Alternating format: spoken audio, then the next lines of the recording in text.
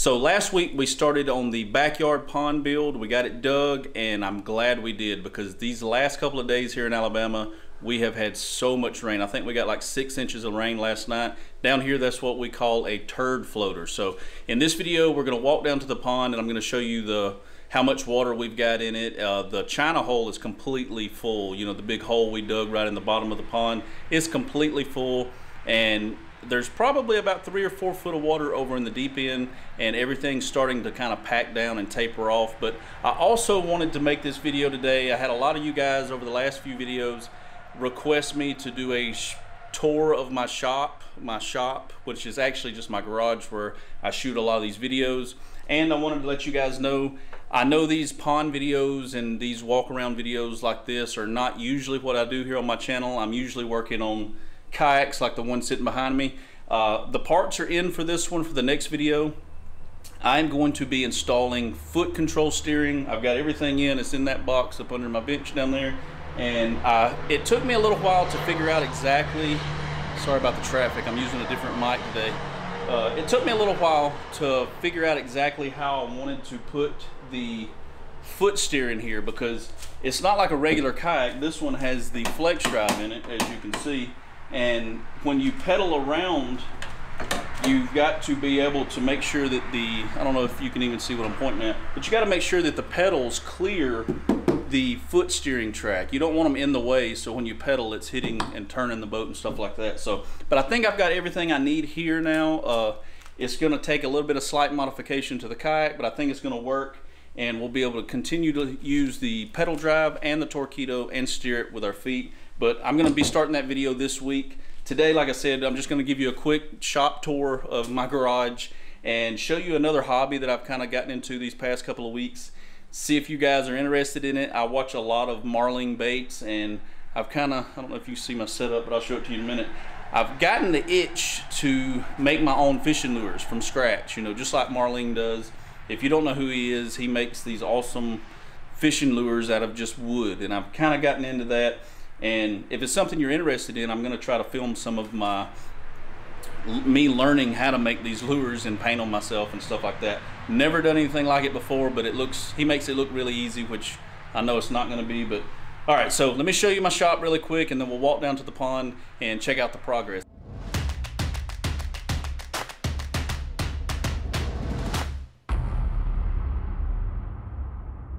All right, so this is literally nothing but my garage, and I'll show you.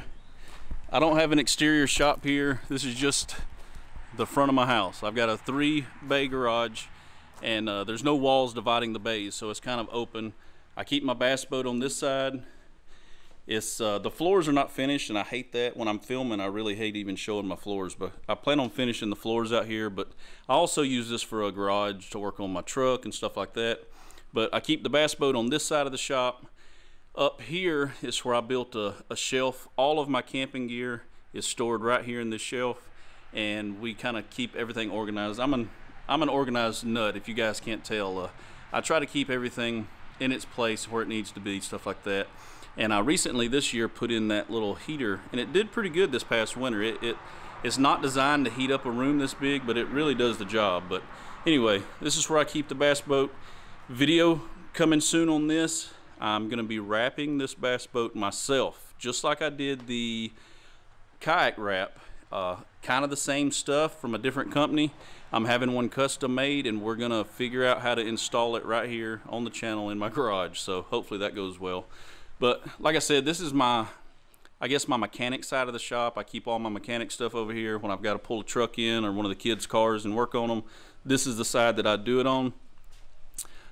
This above my head, I've got a video on this if you hadn't seen it. This is my kayak lift. I've got a winch on the wall here, and right now I've just got carpet stored, which that's also supposed to be a surprise for another video coming up, where I'm probably going to be changing the color of this carpet and doing a full another carpet install video for you guys on the channel. But I mainly use this lift now for my rooftop tent. So you know, I've got the CVT on the back of the Toyota, and I use this mainly to store that. I don't really store my kayak up there as much as I thought I would, but it comes in really handy to lift my rooftop tent off you know, when you're by yourself, it's kind of awkward and heavy to load and unload, but this helps it, you know, helps them out a lot, and I can store it right in the ceiling out of the way. So this side of the shop, we've got our motorcycles over here. Got my son's KLX 250, my KLX 250. I keep my Trek hanging up on the wall, which I need to get on that very soon. I hadn't been on, ever since I got this, I quit riding that, and I shouldn't have. I need to get my butt out there and stay in shape and keep riding it. But here is the Jackson big rig that I'm working on with Bucks Island. If you don't follow the channel, go to my homepage, check out that playlist where we're building this kayak. If you are subscribed, you know what I'm talking about. It's coming along really nice. This is my woodworking side of the shop, I guess you would say. I keep all of my drills and a lot of my woodworking stuff on this side. Keep TV going right there. I got Marlene playing right now because I'm trying to figure out how to do this. Now this is the first bait that I've ever attempted to make. Let's see if I can take it off here. Don't make fun of me. All right, I'm not even gonna show you guys if you're gonna make fun of me, but this, come on, focus. This is my first attempt at making a crankbait. It looks horrible. I just sealed it with the super glue last night. I've got to put the weight in it, and it's got a long way to go. But this is my very first attempt. Don't make fun of me, but I'm gonna try more. I've got some wood down here, just kind of stacked up where I'm test cutting, and I got the stuff to make the bills and stuff like that. But I'm trying to watch him as I go and learn how to do this. But anyway, I've got my air compressor here. Now this is just, you know, my tiny one. I've got a main shop air compressor on that side, but this is the one that I recently got to learn how to use an airbrush gun. So, and my wife for our anniversary bought me an 84 pack of airbrush paint. So we're gonna be testing all this stuff out and learning how to airbrush paint fishing lures. If this would focus, I don't know why it's not focusing, but yeah, anyway, that is going to be where I'm going to start trying to learn how to make fishing lures. Over here is where I keep all my shop tools for woodworking. This over here is my extra bait wall. I keep a lot of my stuff. Now I do got a lot of stuff in boxes and stuff, but stuff that I know that I'm going to use soon and I want to know that I've got, I try to keep it hung up over here on this side of the wall. So if I start running low, I know what to get, like these here. I've got to get a few more packs of those. And yeah, check this out. This is my buddy Andrew's fish hog right there. Norby's finesse spinner bait. That thing is awesome. I'm keeping this one in the pack because he gave it to me, but I've got another one on my boat that I like to use. And let's see, over here is just my toolbox. I'm kind of, like I said, I'm really organized. I got pliers and you know what all this is. I keep all my batteries charging right here. There's my new jersey that I just got, and that's about it, guys. I got my saw here for the woodworking. I've got my bench sander. I keep all my stuff like this that's related to the wood side, and when I'm cutting I could get them really handy right there. But that's about it. My chop saw, my hopper sign. Everybody seems to love that hopper sign. This Hoppers used to be a restaurant here back in the 70s, and it's kind of like a Sonic. If you know what a Sonic is, Sonic kind of took the place of Hoppers around here. But this was one of the signs that used to hang on the side of the highway, and I got it a long time ago. And every time we've moved, I've just changed my shop and hung it up in my shop everywhere. And of course, here's my new Air shop fridge. I love that thing. But yeah, it's not much. It's just a little 3-door garage, and this is where I'm able to do all my filming and build all the kayaks and trailers and motorcycles and trucks that I've been building. So now I guess we can walk down to the pond and check out the progress on that thing. All right, let's go down here and see how much water we got in this thing. We had so much rain over these past couple of days. Like my whole pasture down here, I don't know if you can see behind me where those horses are, but it was just all completely, I mean, there's like a foot of water when you would walk through there. So the bad thing is there's a ditch that runs along the pasture, and I wish I would have diverted, oh hush, I wish I would have like made the water that was the runoff from the hill and the pasture go into the pond, but I didn't think about it at the time. I didn't want it to wash the pond wall out, so it just goes around the backside. But that would have helped a lot in filling this thing up. So this pond is looking amazing, guys. I'm gonna turn the camera around and just show you everything. It looks so much different when you walk back here right now. I don't know if I showed y'all this last time. This is my little mountain bike drop off I built because last year I couldn't build up the guts to do a drop, so I built one in my backyard. It's about 2 foot. It's a good drop. And then when you hit the trail, you come on down, and I've got this little tiny tabletop right here. But check this pond out. We still got the excavator here, so he ain't picked it up yet. I told him when he does come to pick it up, I'm probably gonna have some more stuff for him to do before he leaves with it, because you can get so much work done with that piece of equipment. So if you watched the last video, you know that I originally was standing like right over here where we've got the swing, but see, now we got the picnic table down here, got the hammock set up, and it's kind of all overlooking a big mud hole right now. But right here is about where I was standing in the last video at the beginning, and it's where he started digging. He just started digging right here behind me when I was talking to the camera, and this is what we've got now, guys. It is, the camera really doesn't do it justice. So that water right there in the back corner is probably 3.5 to 4 foot deep, and then that wall all the way up to the top of this dam here is probably 20, maybe a little over 20 feet. It's just you can't really tell from this camera. Like this drop off right here, that's about 6 or 7 feet right here just to that step. But what he did is he put me a step down. So there's the boat ramp right over here. The boat ramp just goes into the pond, and we'll walk around it. And he put me a step down here, and then I got my tractor out and I brought these boulders in and kind of piled them. I've got some more we're gonna try to pile over on the shallow side, but I wish you could tell on camera how deep this actually is. This is way down this hill right here. So from where I'm standing here to where this dry right beside the water, that's probably about 12 to 15 foot. And then it goes into the deep side here. So we got a lot of water in, which I'm glad. And the China hole, I don't know if you can tell from here because of the sun, I'll have to walk around, but the China hole is that bad boy right there. And if you can see it from here, it's slap full of water. And that thing was 18 foot deep, and it's 3 foot wide as the bucket on the excavator, and it's slap full of water. It's the hole that we actually struck water on, and water was coming in from the bottom.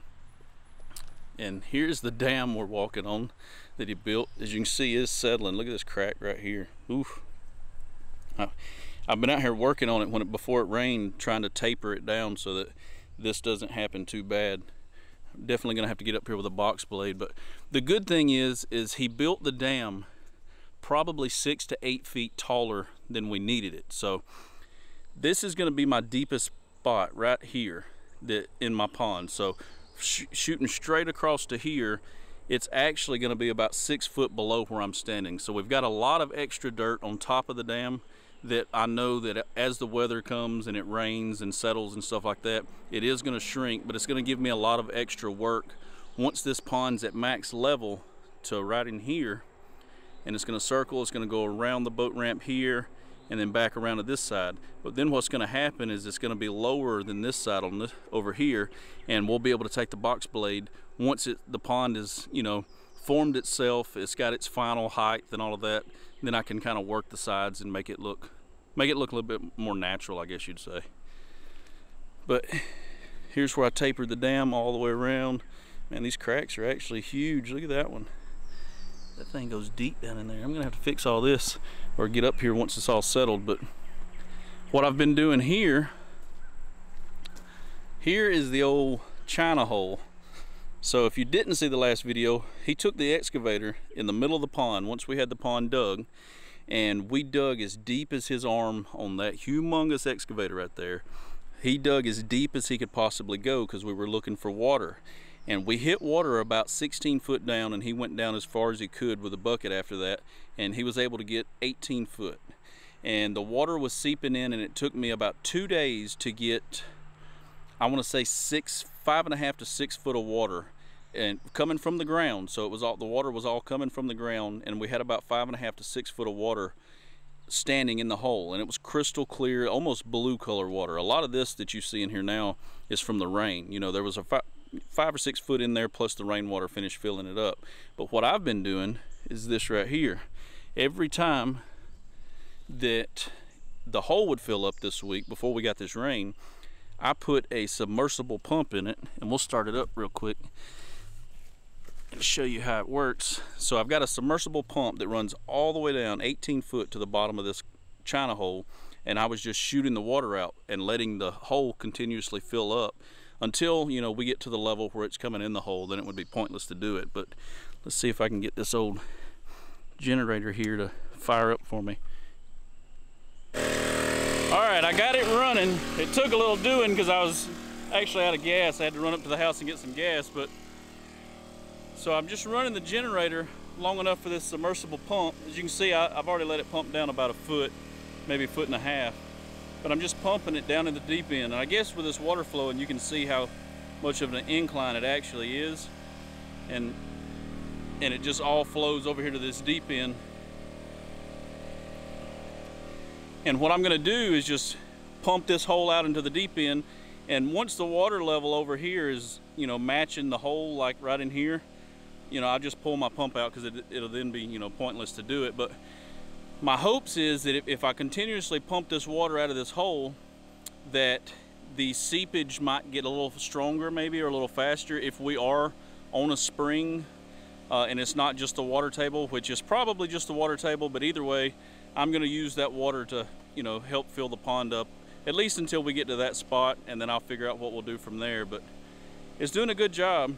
Uh-oh, I hear my generator getting a little bit weak. All right, well, it looks like my generator is going to crap out on me again. I probably got to clean the carburetor on it. That thing's old. I need one of you guys to send me a good generator. That's all I got. I've had that generator for probably 15 years now, though, but it gets the job done. We're just using it to pump the hole out. But anyway, guys, this is the pond. I hope this is a good enough update for you guys. I'm going to try to include updates later on. You know, this is not going to be a weekly thing. Next week, I promise you guys that are here for the kayak videos, I'm going to be right back on it. We're going to be adding the foot steer and the Torpedo, wrapping the bass boat, maybe wrapping a kayak, maybe the Jackson, maybe we'll see. But we got a lot of kayak stuff coming up. My son is actually leaving at the end of this month. My only son, my 19-year-old boy. He joined the Coast Guard and he's leaving for boot camp on the 1st. So it's been kind of hectic around here, us getting ready for him to leave and all this other stuff going on. So I hadn't been able to dedicate like 2 or 3 full days to doing a kayak install and stuff like that. But we're getting back to the point where I can actually do it. You know, my son's going to be gone for 3 or 4 months to boot camp, and I'm going to have a lot of free time then to work on the channel and do videos and camping and stuff like that. But my son's not going to be with me, which is kind of sad. But anyway, next week we're going to be back on the kayak stuff. You guys just stick with me. I hope you enjoy these pond videos, and I'll keep you guys up to date. I'll catch you guys next week, Thursday at 2 o'clock. Peace.